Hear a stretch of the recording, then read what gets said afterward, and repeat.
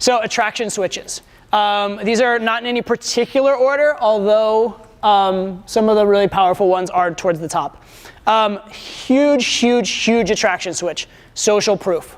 Okay? Maybe one of the biggest attraction switches there is, and totally underutilized in pickup. Okay? Because guys who have learned cold approach, you're used to walking up to a girl and generating all your attraction from there. But if you can have friends with you that are cool, massively helpful. You can have girls with you when you're doing the pickup, massively helpful. If you can be in a venue where the girl feels like you're already somebody, massively helpful. All these things do so much for you, and they're totally overlooked. Okay? In follow-up, right? Good friend of mine here in the back of the room, instead of taking phone numbers, he uses Snapchat, and he conveys a positive lifestyle through his Snapchat. That's a form of social proof, and he absolutely crushes it. He gets girls to come out on dates better than just about anyone I know, because he's using this element of social proof. By the way, I haven't even talked to you guys actually about exactly what social proof is. Let me explain that. Social proof basically means being vouched for by other people. Okay? Being vouched for by other people, in particular, within a dating context, other women, in particular, high-value people.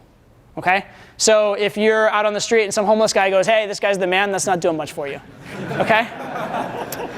But if a hot girl says the same thing to another girl, that's doing a lot for you, right? And if a hot girl says that to another girl before she even meets you, that's probably even more valuable. Because again, that's perceived as even less of it. It's like distant, like orders of magnitude agenda removed. First of all, the girl doesn't have an agenda because she doesn't have a penis. And then on top of it, she didn't even know you were interested in the girl yet, so is like 2 layers of no agenda, all right? That makes it very powerful. And that's why social proof is so powerful, is because if you say something about yourself, there's always a perceived agenda. If someone else says something about you, there's no perceived agenda, right? Also, a lot of social proof can be accidental, right? If you're doing like a Snapchat and you happen to be, just hypothetically, on a party on a yacht or some shit like that, right? And you're having a good conversation with a friend and they see the yacht in the background, oh shit, that's just his life. And he put it out to the world, not specifically to me, so he didn't just do that to get in my pants. Even if, as per my friend, he's doing it to get in girls' pants, right? So it has all these hallmarks of the good behaviors, right? It's unintentional, it's conveying these positive qualities, etc. What you can use even more directly in pickup, and this is what probably about 80% of pickup revolves around, is what I call implied social proof. Okay, implied social proof. So the question is, how can you have social proof without other people around? Because say you see the girl in the park that you want to go talk to, you can't go recruit your friends and say, hey, everybody come out and meet me, there's this girl I want to talk to. Let's create this scene where I save somebody from getting their purse stolen, and then I get a commendation from the mayor, and then I go talk to her, right? It doesn't really work like that, right? So you have to convey this social proof in the moment, right? How do you do that? You do it through your sub-communications, right? You do it through the volume at which you speak. You do it through the confidence you're conveying. You do it through not being reactive. You do it through acting entitled, right? And most of these things are traits where if you adopted them falsely throughout your life, you would have been punished for them, right? If you acted entitled throughout your entire life, you just went after, took what you wanted and just kind of acted kind of blasé about things. If you were low social value in your social circle, someone would have punched you in the face for that by now. Does that make sense? Okay? Or if you're speaking in a loud voice in general. The fact that you're speaking in a loud voice, if you were the low social value, like dweeb in middle school or something like that, someone would have told you to shut the fuck up by now, right? The fact that you think that you can get away with that conveys that you've had positive social feedback for it, which implies a social proof from your past. Does that make sense? So a lot of the things that you're doing in pickup, what you're doing, you're actually implying social proof, right? Which is difficult because a lot of us, I know we got into pickup because we didn't have that social proof in our past, right? And so that's why you get this fake it till you make it, right? Get your volume louder, and that implies this quality, that implies this characteristic, okay? Another one, unreactivity. When someone gives you a shit test and you don't immediately crumble, that implies that you know how to handle social feedback, and it implies that it's not the end of the world because you've had enough other positive social feedback, it doesn't destroy your ego, all right? So that reaction is implying social proof. It's implying that you've had people like you throughout life, right? And why is, let's go back one step. Why are social proof and implied social proof so important for girls? Why do they care? Any thoughts? Yeah. As you bring in said, their reputation. So if they're speaking of personal value, their reputation is actually getting increased instead of decreased. Absolutely. Absolutely. What else? If you have social proof, it indicates good genetic value in a way. If you have value. So you can't have social proof without. Yeah, it's probably correlated to value, right? Yeah. They assume that valuable people are popular people, so it's correlated to your value as well. Yeah, what else? Anything else? It reminds me of what you were saying about the consumer behavior. It's like a brand almost. Like you could buy Nike or like the dollar store where no one flex or hands out. Absolutely. Absolutely. So yeah, being seen wearing Nike makes you cooler, number one. Also, Nike's perceived as a safe choice, right? You're not going to get a shitty shoe from Nike, right? Whereas you might from like the dollar store shoe, right? So that absolutely makes, so it's a safety factor and a brand factor, yeah. Since the girl doesn't have a ton of time to get to know you and she sees like certain things that are on the signals and she knows, okay, in the past that he must have been a good choice for other people. So therefore it must be a good choice for me. Well, I don't know if you guys can hear that, but essentially he's saying it's a shortcut, right? So instead of having to make the decision all her own, she's like, oh, that girl decided he was good and that girl decided he was good. So it's likely that both girls weren't wrong, right? Yeah. Speaking as the only female. Yeah. I absolutely hate it when I date guys and I like see that their previous girlfriends were like, who I perceive to be low social value and like not very attractive or like not very accomplished. Yeah. Whereas if I'm dating a guy whose previous girlfriend like runs like, this was a guy dating, his last girlfriend had runs like award-winning architecture firm and is like super hot. Yeah. And then to me that both means that he's able to get a girl like that, but also it's like, oh, if you're dating someone who's low value and you choose to date me, that means that you perceive me to be on the same level as her. Yeah. I don't want to be in the same pool as the other person that I perhaps whatever, rating people's bad, but like, Absolutely. you know, like I don't want to be on the same level as somebody that I perceive as not on my level. I want to be like part of a better group. Absolutely. Does that make sense to everybody? That's huge, right? Yeah. It's like you want to be part of the good club, not the shitty club. Absolutely. Thank you for chiming in with that. That's awesome. Yeah, absolutely. Okay, cool. So social proof, right?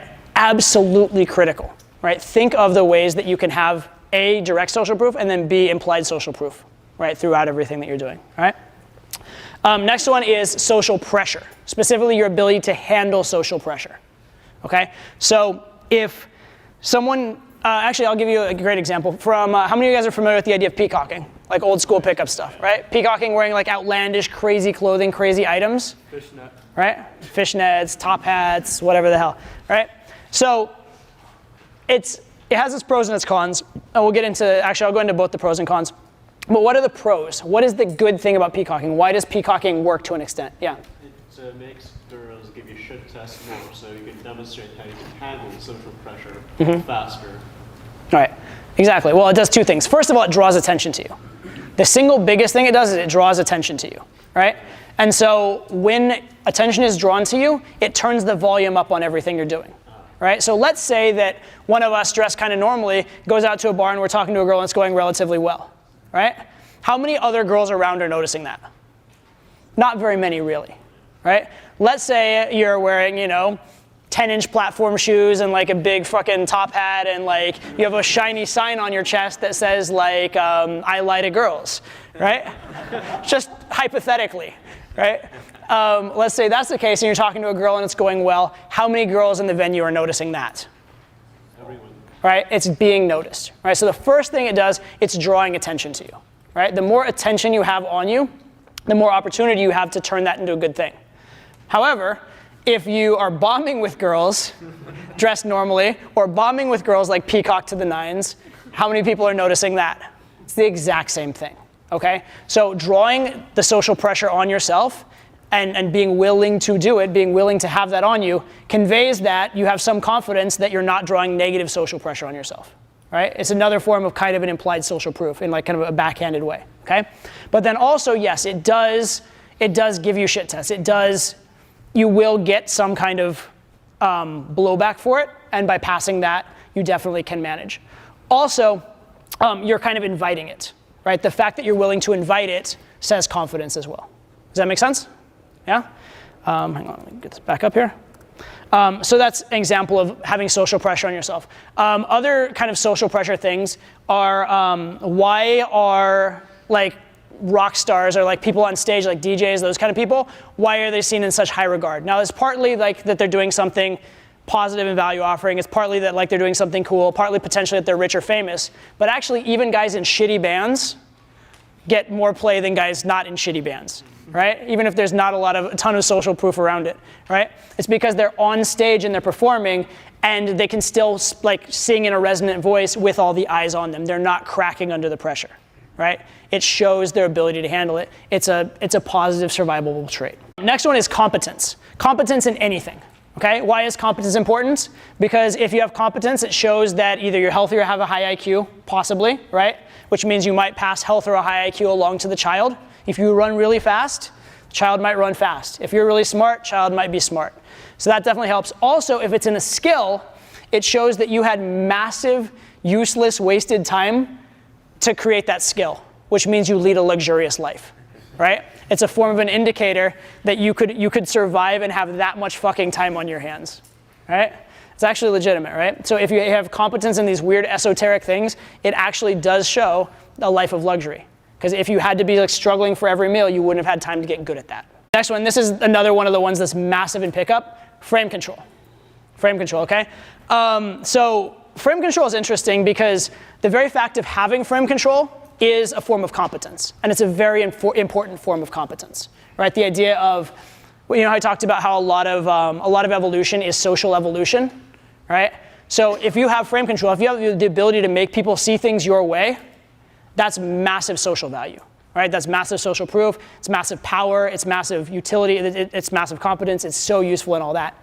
However, this goes a step further because not only is this something that the girl sees as a characteristic you have, but it's something you can use directly on the girl, right? You can frame control your exact relationship with the girl to turn it into the framing you want. I.e., if you don't want to have an agenda, if you don't want to be perceived as having an agenda and you have good frame control, you can frame the relationship as one without agenda, right? Or if you don't want to be perceived as a player, right, you can frame the relationship as one in which you're not a player, okay? By the way, I kind of skip over the definitions on some of these. Does everybody know what frame control is? Does anybody not know what frame control is? It's a couple of people? Okay. So let me explain what a frame is and what frame control is. So frames basically are your interpretation of facts, how you're interpreting facts in order to give them meaning. Okay, so in a sense, it's like kind of like the frame around a picture or photo. It changes kind of how you might perceive it, right? If you saw like a very like metallic modern frame on a photo, you might perceive it differently than if you saw this like rustic engraved thing. It might change the meaning or change the way you're perceiving it. So an example is this. Let's say that you guys are stuck in a taxi in New York traffic and you're pissed off and late and whatnot, right? And then all of a sudden an ambulance comes like screaming through and traffic has to pull aside and it makes you even later, right? You may be like mildly annoyed, but how do you feel about the guy driving the ambulance? Are you angry at the guy driving the ambulance? No, it's his duty. It's his duty, right? He's doing his job. He's trying to help people out, et cetera. Most people aren't angry at him, right? Now let's say behind the ambulance there's a guy in a bright red sports car, blaring his music and like driving behind the ambulance, cutting through traffic. How do you feel about the guy in the sports car? Angry jackass. Jackass, angry, right? Even though he's not inconveniencing you any more than the guy in the ambulance, right? If anything, he's inconveniencing you net less, right? But because you're perceiving a different meaning to his action, you're viewing it differently, okay? Now let's say that you find out that the guy in that sports car, it's his wife in that ambulance, and she's pregnant and having complications, and he has to be there at the hospital when she gets there. How do you feel about him now? Better, right? Now, if you think one step further, you think, what a fucking idiot. Why isn't he riding in the ambulance with her? Now, what do you think about him?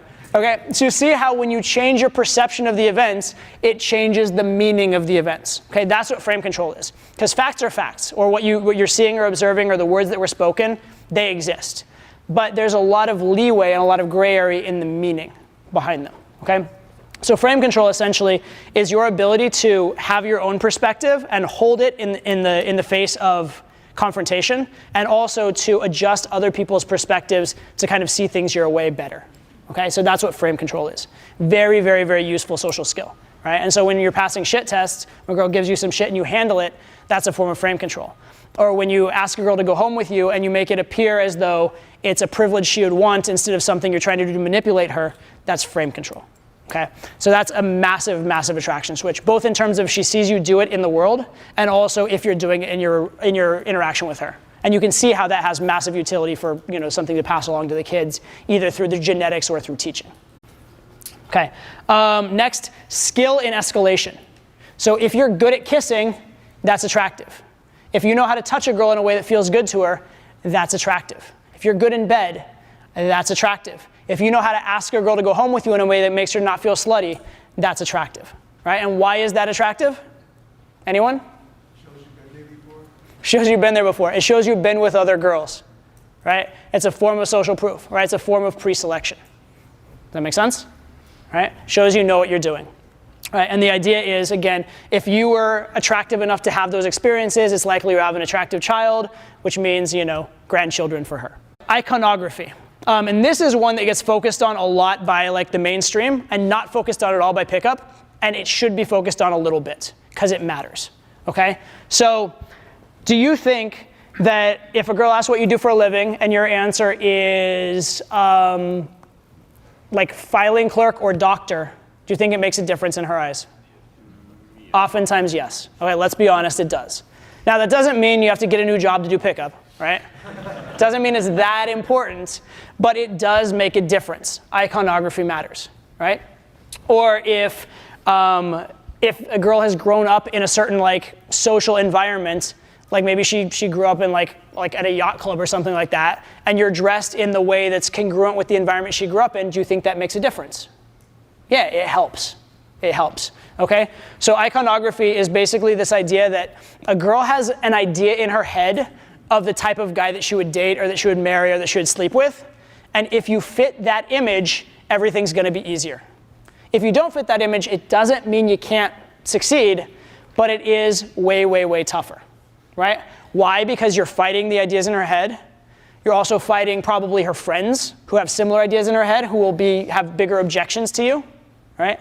Let's say, for example, there's the girl that take the yacht club girl that I just mentioned, and you seem kind of like a thuggish, bikery type of a guy, right? And let's say you're talking to her and she really likes you. Great. Now let's say her friends look over and see that happening. And let's say she's not drunk, but she has had drinks. What are they gonna assume?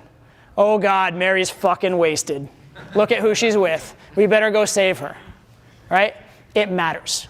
It factors in, okay? So the thing I want to tell you guys here, because a lot of the pickup doctrine is looks don't matter, it's all about your sub-communication. Yeah, but no, right? Yeah, but this stuff does matter too. Yeah, but it's going to help turn attraction into a result. Yeah, but it's going to help you be perceived well by her friends and give you more time to work. Yeah, but it's going to have her friends allow you to take her home, whereas otherwise you'd end up getting a number. So these things definitely do matter, okay? Definitely do matter. The other thing it will do is, regardless of how good your sub-communication is, if you walk up with the right look, you're going to get a window of opportunity to convey your personality. If you walk up with the wrong look, you're going to get immediate or some really hard shit tests instead, okay? And that makes a difference. Because how many of you, when the interaction starts well, do better? Yeah? How many of you, when the interaction starts terribly, do worse? Yeah. So you might want to think about your look, and you might want to think about, A, what you can do to convey an iconography that's attractive to women in general, and B, specifically for the type of girls you want, what is their iconography, and can you fit it in a congruent way, right? And to the extent that you can, you should. Does that make sense? Because it matters. All right. Next, and this is another thing that should be taught in pickup and is primal to pickup, but nobody fucking teaches it, which is I call it inversive behavior. It's called commitment and consistency. Okay. Are you guys familiar with this principle in psychology, commitment and consistency? How many people are familiar? Raise your hands. A few people? Well researched in the back. I like that. How many people? So most people don't know what this is. Okay. So this is a principle I first learned from a man named Robert Cialdini. By the way, if you guys ever want to read a great book, Influence by Robert Cialdini, amazing. He also has a new book called Persuasion, which I've read part of it. It seems good so far. I haven't read all of it. But amazing book, Influence. I read it when I was in high school. It completely changed the way I viewed the world. But he talks about this thing called commitment and consistency, which is that people have a certain self-perception. People believe that there are certain behaviors that they engage in and certain behaviors they don't engage in. However, if they engage in a behavior that falls outside of that labeling sort of structure that they have, now they have a choice. They have to either pretend it didn't happen, or they have to somehow justify that they did that behavior, which means they have to alter their self-perception in some way to allow for that behavior, all right?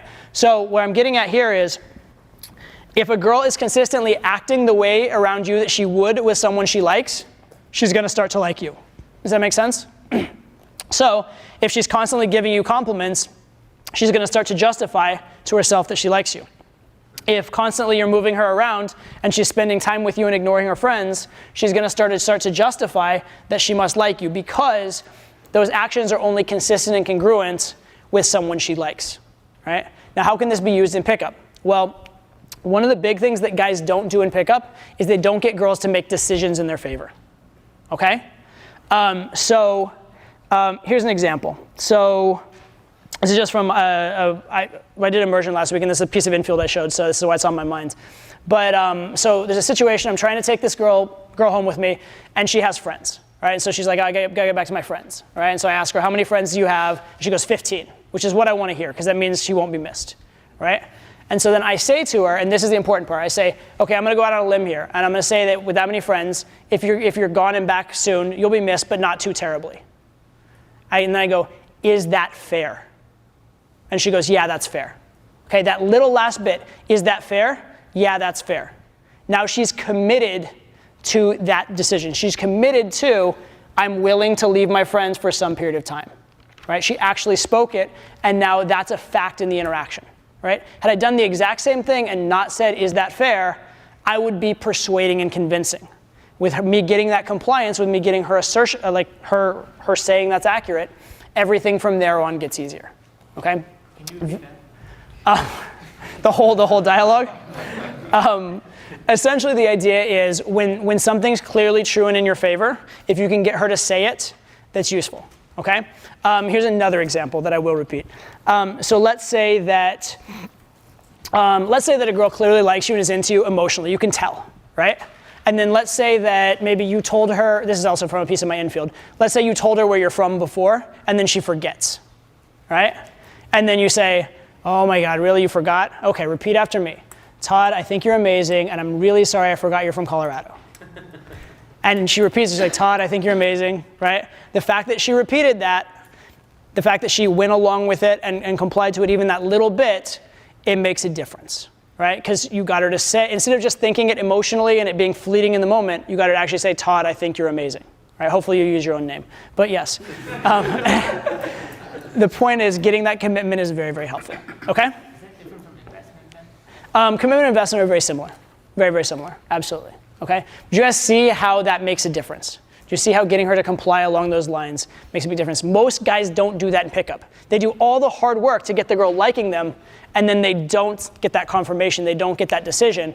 And so for them, it's this constant chase, pushing for something, right? As opposed to when I do it, I either get the commitment, or better yet, I go a step further and I get them to chase it, okay? I'll give you an example of that one too. So this is again from a piece of infield I put out recently. But basically in this case, I said to the girl, let's see if I can get it right. So I'm gonna go to the bathroom. When I go back, we have a couple choices. We can get another drink here, or there's this other place I could take you that's kind of fun, but wait, I don't know if I trust you. Anyway, I'll think about it, right? And then I go to the bathroom. And then I come back and we start talking. And then about a minute after I get back, she's like, so have you made a decision? I'm like, about what? She's like, about this place that you want to take me to that you only take people you trust. I'm like, yeah, I suppose, why not? And she's like, okay. And then she literally like pulls me. She asks to get pulled, okay? Now, granted, that wouldn't have happened if I hadn't already had a great interaction with her, we hadn't already made out, things weren't already, it's not like that little one special trick, right? Didn't make it work by itself, but it made everything else easier. It made it a lot smoother, right? And why? Because I got her to invest instead of just being the pushy person, right? People tend to retreat from that which chases them. They tend to chase that which retreats. So if you can get investment and compliance and get her to be the one chasing, that precedence creates a much better interaction for you. Okay, and that's something that it's to me fundamental to game and to pickup, but it's something that almost nobody teaches and almost nobody does. All right, it's a big difference between intermediate and advanced guys. Okay, next, health. Have to throw it out there. Being healthy matters. right? Being healthy, looking healthy, having a good body, all those kind of things matter. More than physical health in terms of appearance or good physique though, what matters is just seeming to have like vitality about you, seeming to have energy. If you're constantly like low energy and like seem miserable and things like that, that's very, very unattractive, right? It indicates bad genetics, right? Whether it's true or not, it indicates bad genetics to a girl. To the extent that with a girl that I don't know well, with a girl I'm only seeing occasionally, I will not see her if I'm sick, okay? If I could possibly avoid it.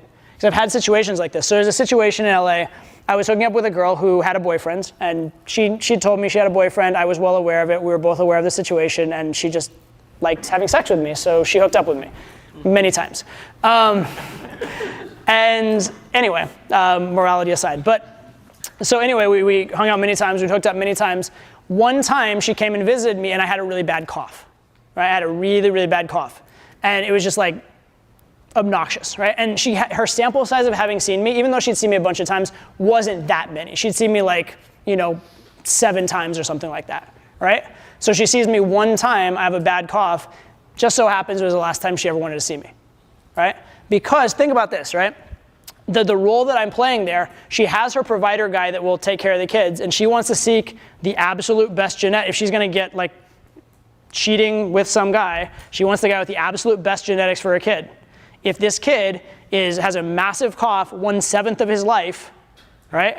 That's not very good genetics, right? It's a negative indicator. Now, it may not be the only indicator, there are other things, other factors, but consistently for me, in those kind of circumstances where you are in the role of you're really playing on the genetic card, when you do appear sick or when you appear low energy or have like that negative vibe in your life, it really is infectious in a negative way towards the relationship. So conveying health and vitality, like just the power to power through, so to speak, in life is very, very useful. Power matters, right?